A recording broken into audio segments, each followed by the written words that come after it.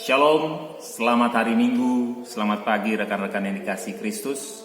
Kita bertemu kembali untuk memuji dan memuliakan nama Tuhan dalam ibadah persekutuan Taruna GPIB Cahaya Anugerah di minggu ini 19 Juli 2020. Semoga kita selalu dalam keadaan sehat-sehat saja. Terpuji nama Kristus, dan hari ini kita akan mulai lagi dengan ibadah PT. Marilah kita membuka dengan menyanyikan Kidung Ku Berbahagia.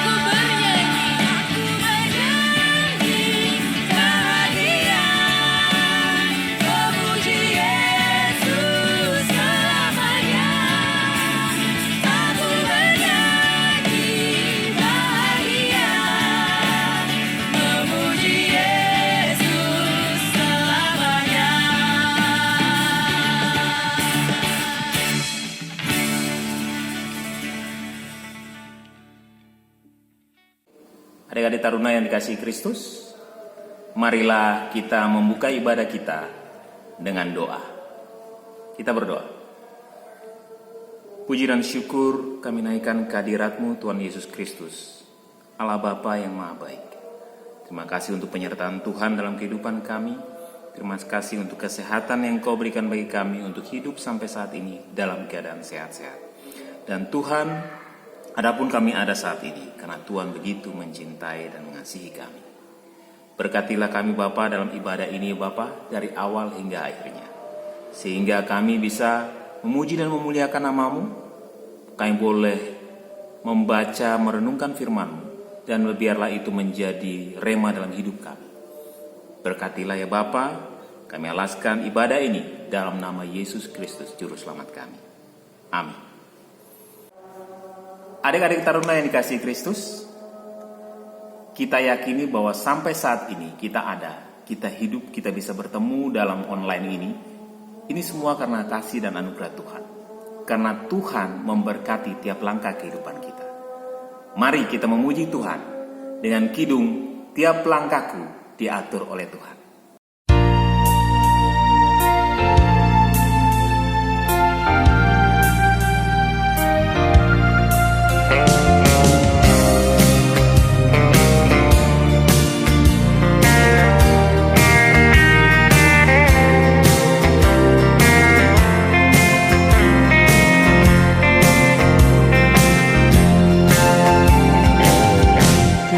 Langkahku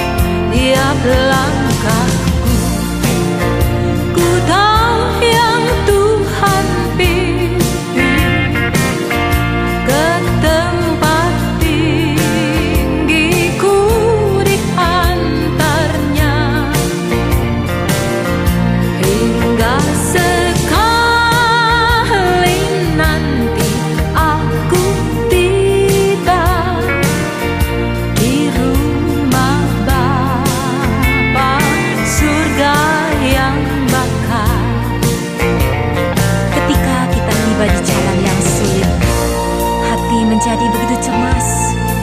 Kadang bertanya, Tuhan, Kau ada di mana? Padahal Dia ada begitu dekat, siap selalu menuntun langkah kita. Mari terus berjalan, ikuti langkahnya.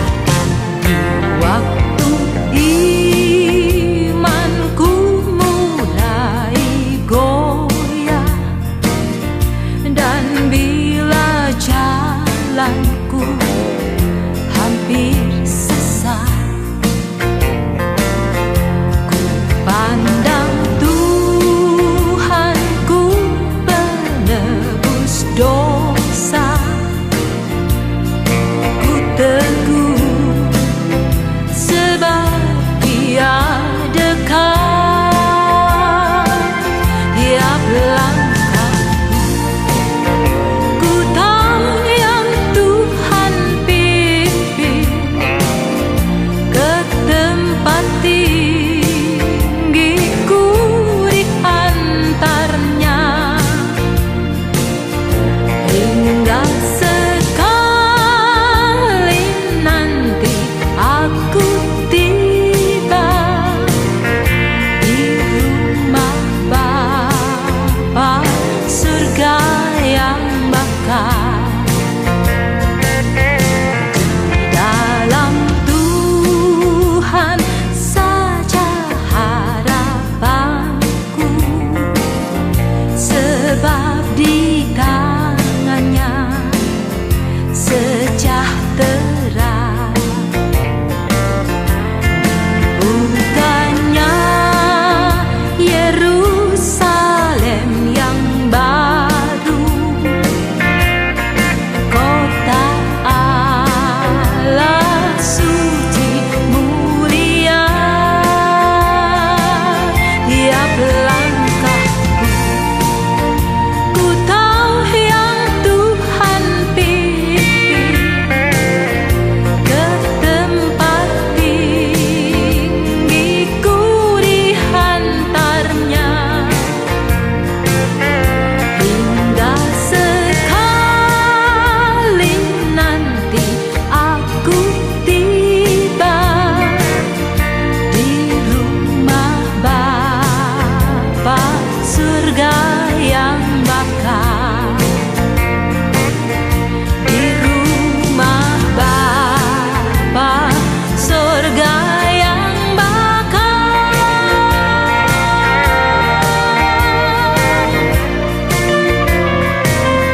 Selamat pagi Teruna yang terkasih di dalam Tuhan Yesus Kristus. Mari kita berdoa sebelum kita membaca dan merenungkan firman Tuhan. Kami bersyukur Bapa untuk pagi hari ini. Kami tahu bahwa tidak semua Teruna memiliki kesempatan yang sama untuk bersama-sama bersekutu dengan saudara seiman walaupun kami terpisah oleh ruang. Namun jika kami masih diberi kesempatan untuk boleh membaca dan merenungkan kebenaran firman Tuhan, ajar kami menghargai dengan sungguh-sungguh, bukan hanya ingin memahaminya, namun biarlah Tuhan memampukan kami untuk menghidupinya di dalam masa muda kami. Kami membutuhkan Allah Roh Kudus untuk menolong kami, sehingga kami dimampukan untuk mendengar dan menaati. Berbicaralah ya Tuhan, kami siap mendengar. Demi Kristus kami berdoa. Amin.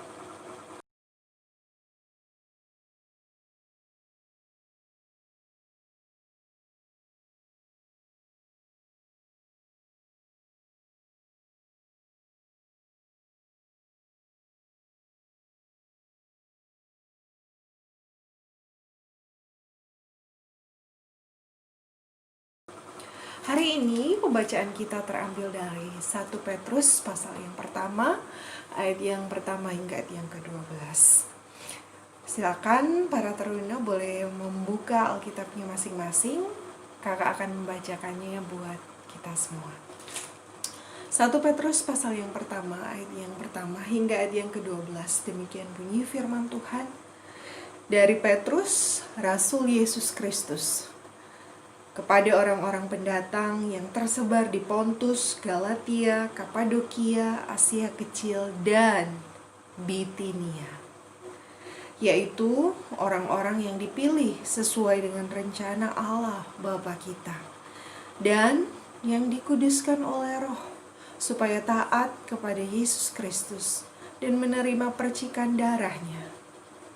Kiranya kasih karunia dan damai sejahtera makin melimpah atas kamu. Terpujilah Allah dan Bapa Tuhan kita, Yesus Kristus, yang karena rahmat-Nya yang besar telah melahirkan kita kembali oleh kebangkitan Yesus Kristus dari antara orang mati kepada suatu hidup yang penuh pengharapan,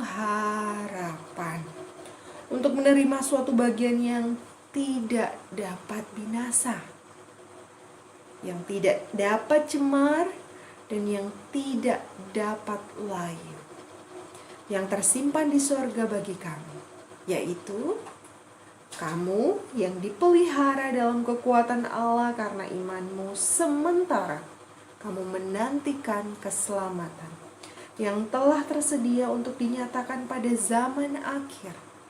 Bergembiralah akan hal itu, sekalipun sekarang ini kamu seketika harus berduka cita oleh berbagai-bagai pencobaan. Maksud semuanya itu ialah untuk membuktikan kemurnian imanmu yang jauh lebih tinggi nilainya daripada emas yang fana, yang diuji kemurniannya dengan api, sehingga kamu memperoleh puji-pujian dan kemuliaan dan kehormatan pada hari Yesus Kristus menyatakan dirinya. Sekalipun kamu belum pernah melihat Dia, namun kamu mengasihinya.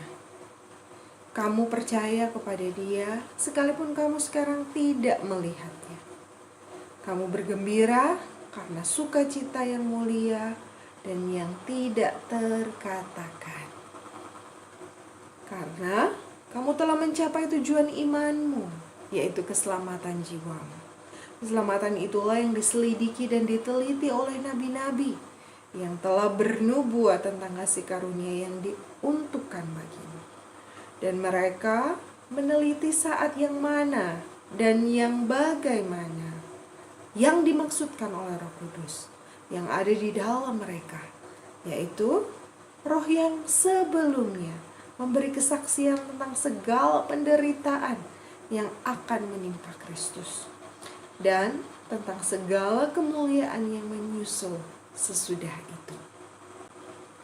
Kepada mereka telah dinyatakan bahwa mereka bukan lagi melayani diri mereka sendiri, tetapi melayani kamu dengan segala sesuatu yang telah diberitakan sekarang kepada kamu, dengan perantaraan mereka yang oleh Roh Kudus yang diutus dari surga menyampaikan berita Injil kepada kamu, yaitu hal-hal yang ingin diketahui oleh malaikat-malaikat.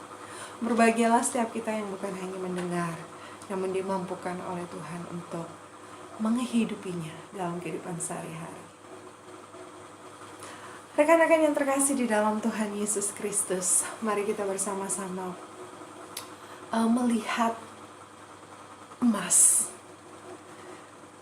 Apa istimewa dari emas?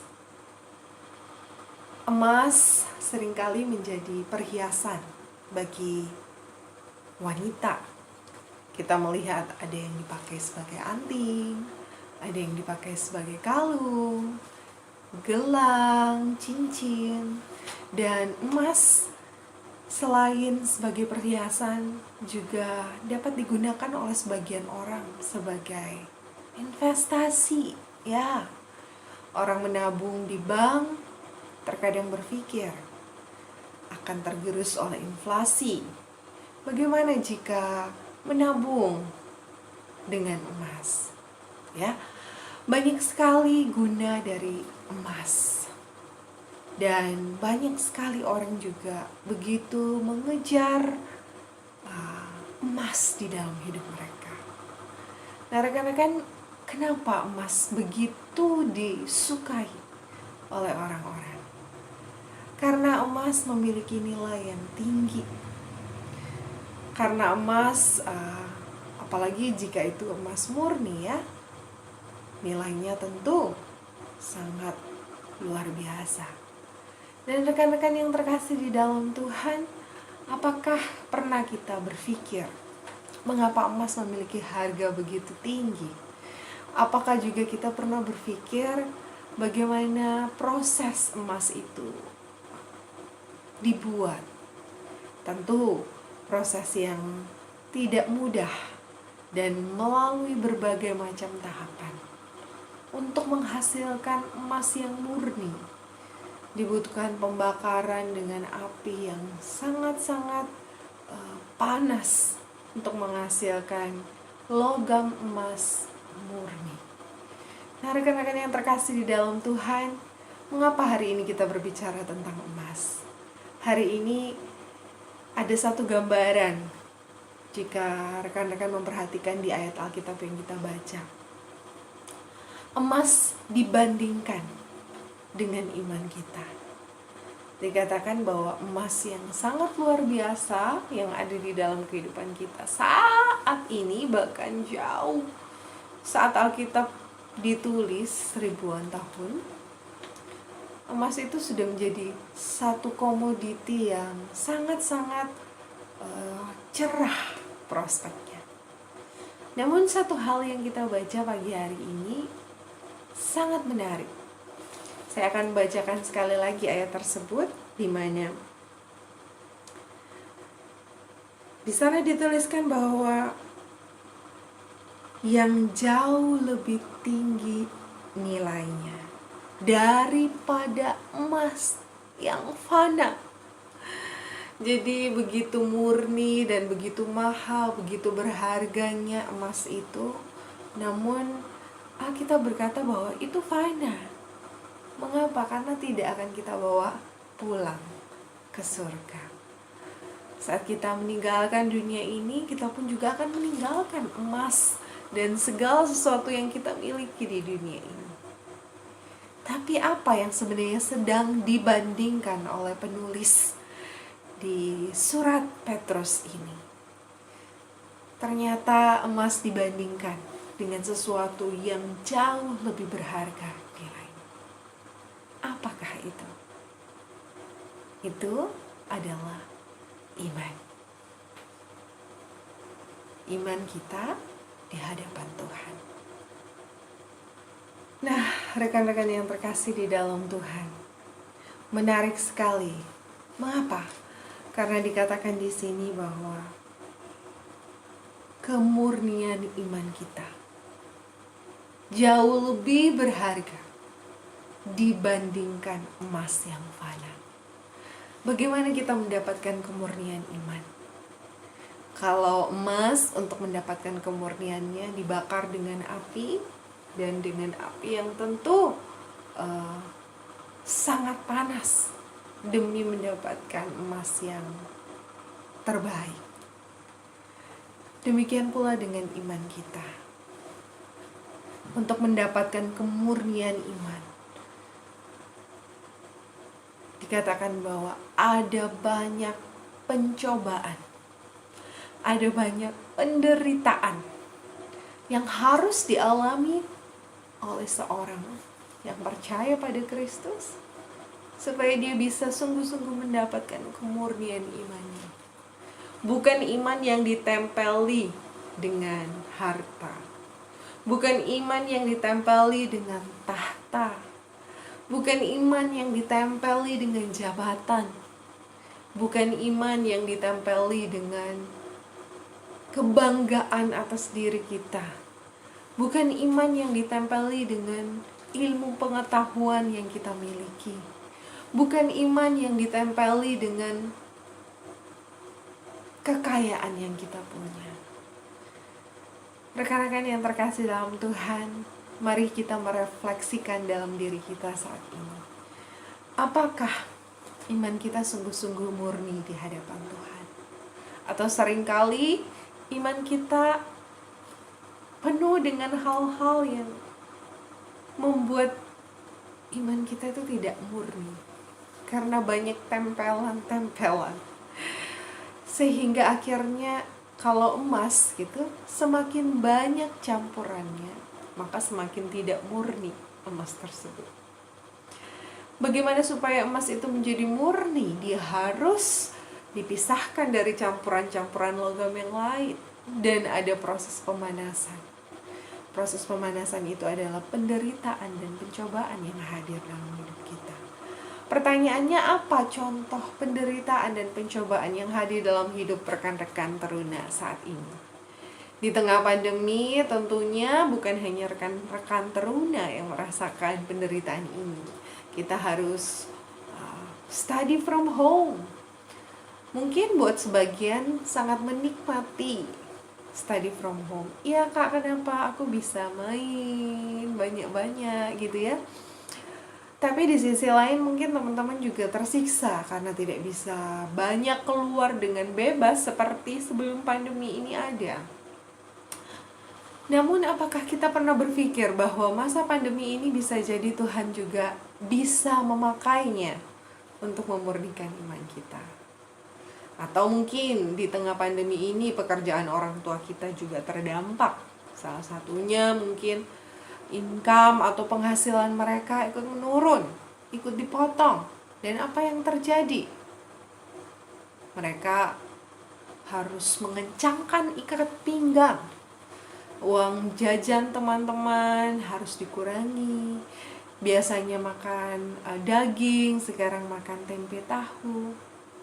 Apakah teman-teman juga pernah berpikir ini adalah bagian dari hal-hal yang Tuhan izinkan hadir di dalam hidup kita untuk memurnikan iman kita?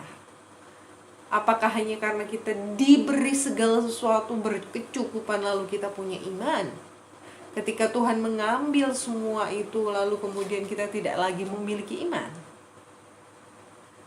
Ketika mungkin kita bisa sekolah di tempat yang kita inginkan, kita punya iman. Lalu ketika kita tidak bisa masuk ke sekolah yang kita impikan karena banyak hal, lalu kemudian kita kehilangan iman kita. Apakah kita memiliki iman karena kita memiliki orang-orang yang mengasihi kita? Saat orang-orang yang mengasihi kita pergi meninggalkan dunia ini, lalu kita pun pergi meninggalkan iman kita. Rekan-rekan yang terkasih di dalam Tuhan, mari kita memurnikan iman kita. Kita murnikan dari segala macam hal yang membuat kotor.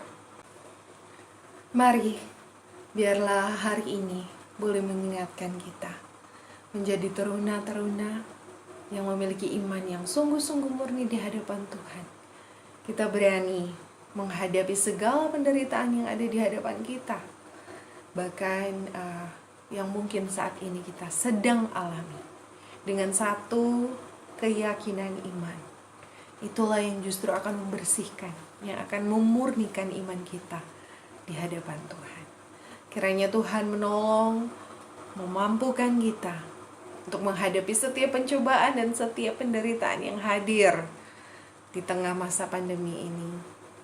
Karena kita tahu bahwa semuanya itu justru memurnikan iman kita di hadapan Tuhan.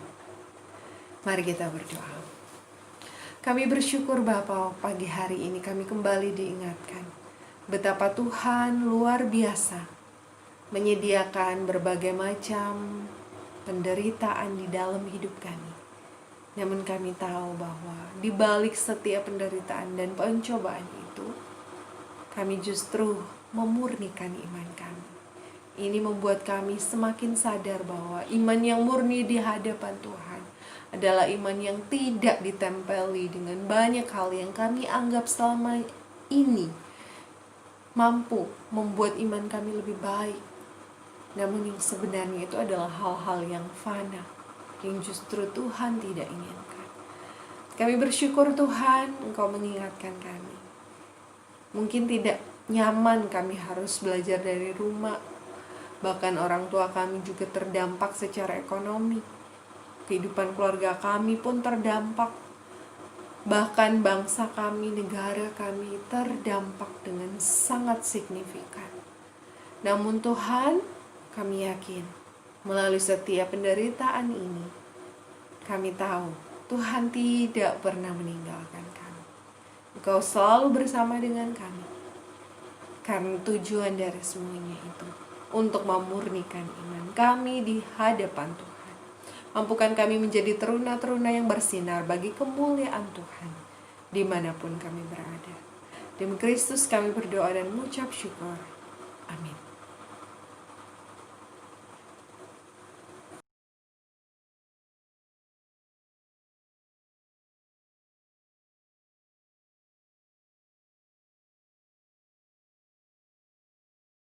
Firman kita sudah dengarkan, biarlah itu menjadi rema dalam hidup kita. Sekarang kita akan memberikan persembahan kepada Tuhan, berikan dengan ketulusan hati kita. Persembahan bisa dikumpulkan dalam amplop dan bisa diserahkan bersama-sama dengan persembahan keluarga ke gereja. Sambil persembahan, marilah kita memuji Tuhan dari PKJ 147. Di sini aku bawa Tuhan.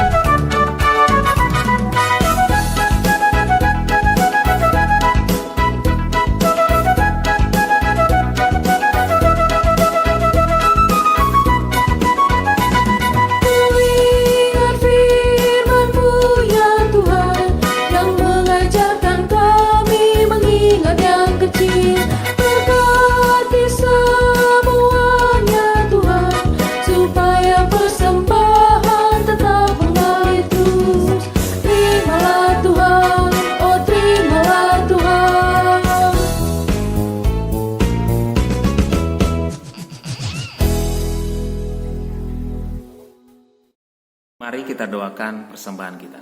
Kita berdoa. Terpujilah namamu Yesus Kristus, sumber hidup kami, sumber berkat kami.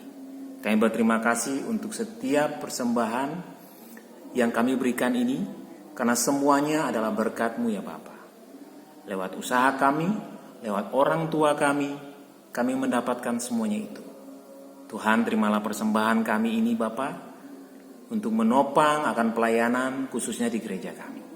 Terima kasih Tuhan, dan biarlah Engkau memberkati setiap usaha daripada orang tua kami, setiap usaha daripada kami juga. Terima kasih Yesus, dalam nama Yesus kami berdoa dan mengucap syukur. Amin.